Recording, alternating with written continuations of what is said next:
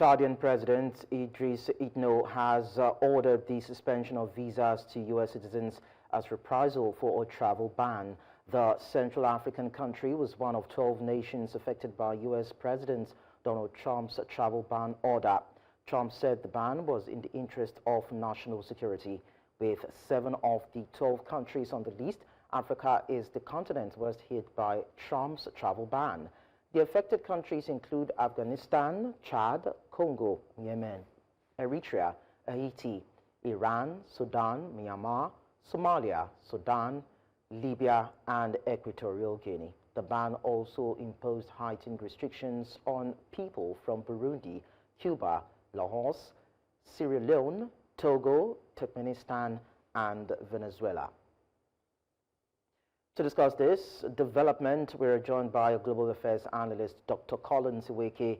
Also joining us is a former ECOWAS diplomat, but then maybe we'll be able to have the other guests later on to discuss this. Let me start by talking to Dr. Nweke. Now, Trump said the ban was needed to protect the U.S. against foreign terrorists and other security threats. But then is Idriss Itno's retaliatory ban the best of actions now?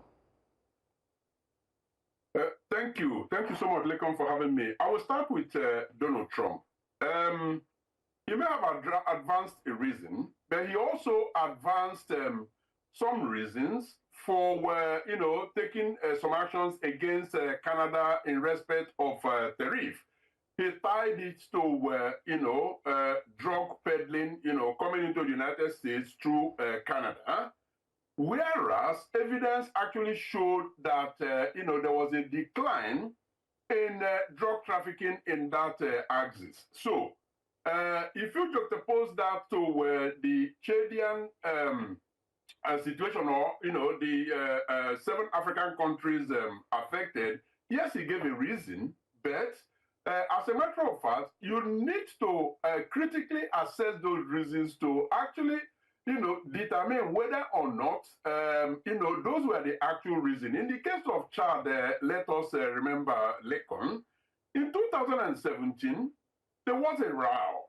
And, observers actually noted that, Chad's refusal to actually donate oil to the United States of America is a grudge that Donald Trump continues to hold against the country up until now, and that is the reason that he's doing what he's doing now.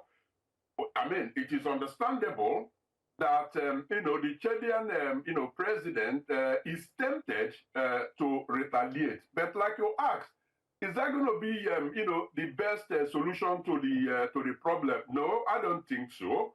But on the other hand, there are analysts who feel that it is important to match Donald Trump fire to fire, and then do what he does, which is settle down and then begin to negotiate. So, seen from that perspective, it may well be that his retaliation, that of the president of Chad, is on point, is not targeted. But generally speaking, Leone, I believe that a measured, approach, a strategic one, is much more responsible, through diplomatic channels, through regional coalition, through public diplomacy.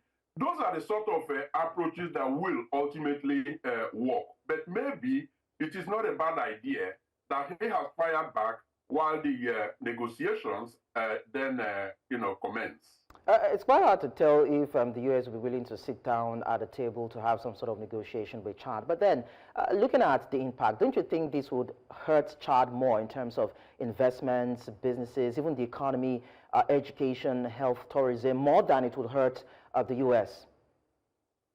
Well, obviously, there is no doubt, about the fact that, this will hurt Chad more because there are more Chadians that are actually seeking to go to the United States, than the other way around.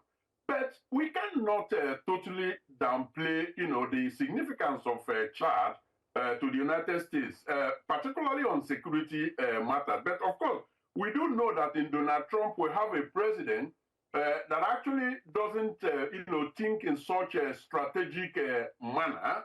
But as a matter of fact, Chad has proven to be an important ally in, fighting terrorism, curbing the menace of Boko Haram in that region. And terrorism, as a matter of fact, is, a global issue.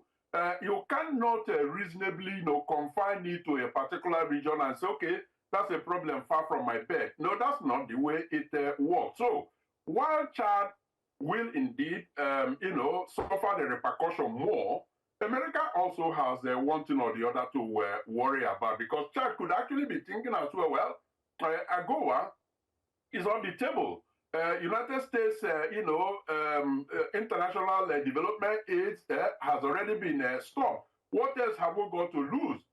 These are the sort of, concerns and conversations that might be ongoing in the State House of Chad that informed their retaliatory disposition. All right, well, some people will say that even U.S. itself is not an entirely safe state. I mean, with issues around gun control and other criminal activities in the country, and having to put that blame of insecurity on other countries. I don't know if that is some sort of hypocrisy that you see on the part of the President, Donald Trump. In more ways than one, yes, it is part of that hypocrisy. But you see, Trump will justify, the proliferation of weapons in the United States to other countries. He will say that some of those problems were imported from some of these countries that he has named. Of course, evidence on the ground proves it, to actually be very thin. Evidence is thin on that, or maybe even flatly contestable. America is not really completely safe. There are things about America that people have to worry about. Muslim countries, for instance, are not entirely happy with, the liberalism in America that they believe is actually infiltrating their, societies, and they're actually corrupting, their society away from what it is meant to be. So the worries, the blame can go round, but it is only through diplomatic negotiations and, conversations that, you can surmount all of these challenges. All right, thank you so much, Dr. Collins Nweke, for sharing your thoughts with us. Always a pleasure. Thank you for